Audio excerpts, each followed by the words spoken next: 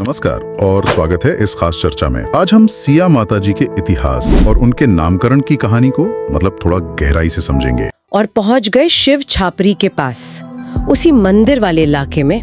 और वहाँ कौन थे? राउशिया जी। और यहीं पर दोनों का आमना सामना हुआ और संघर्ष शुरू हो गया। एक हारा हुआ योद्धा और एक शक्तिशाली दानवीर राजा। लेकिन लाखा भाटी के पास एक और चीज थी, देवी का आशीर्वाद। हाँ, यही बात थी। लाखा भाटी देवी के बड़े भक्त थे और ये माना जाता था कि युद्ध में देवी की कोई शक्ति, कोई चक्र उनकी मदद करता था।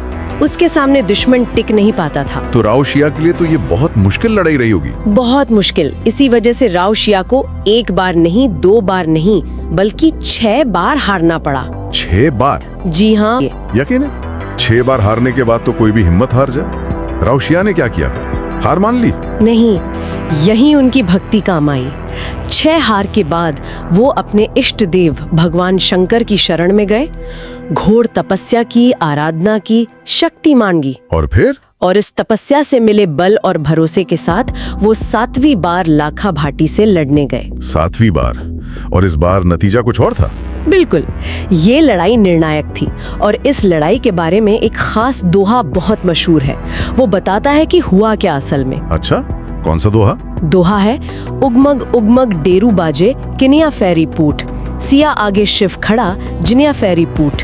उगमग उगमग डेरू बाजे मतलब युद्ध के नगाड़े बज रहे हैं। किनिया फेरी पूट, पीठ क्यों फेर ली? ये देवी से सवाल है। हाँ बिल्कुल। पहली लाइन पूछ रही है, अरे युद्ध के नगाड़े बज रहे हैं, हे देवी शिव्या, आपने पीठ क्यों फेर ली? मतलब अपना समर्थन क्यों हटा लिया? और दूसरी लाइन जवाब देती है, सिया आगे शिव खड़ा। जी।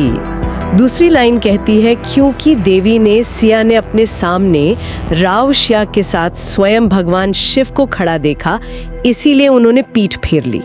मतलब युद्ध से अपने। तो मतलब भगवान शिव खुद राउशिया की मदद के लिए आ गए थे युद्ध में। लोक मान्यता तो यही कहती है। जब देवी ने देखा कि सामने उनके पति भगवान शिव ही खड़े हैं राउशिया के पक्ष में, तो उन्होंने हस्तक्षेप नहीं किया। पर जैसे ही देवी का वो दैवीय संरक्षण हटा, लाखा भाटी कमजोर पड़ गए।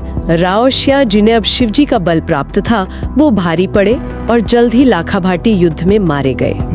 हाँ, और आज भी उस जगह पर जहाँ ये माना जाता है कि वो मारे गए थे, उनकी याद में एक देवली बनी हुई है, एक छोटा सा स्मारक पत्थर। क्या कहानी है!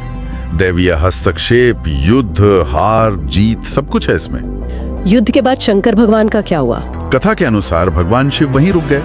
उन्होंने देवी के उस प्राचीन मंदिर को देखा और उसके पास ही स्थापित होने का निश्चय किया। अच्छा, और पुख्ता करता है।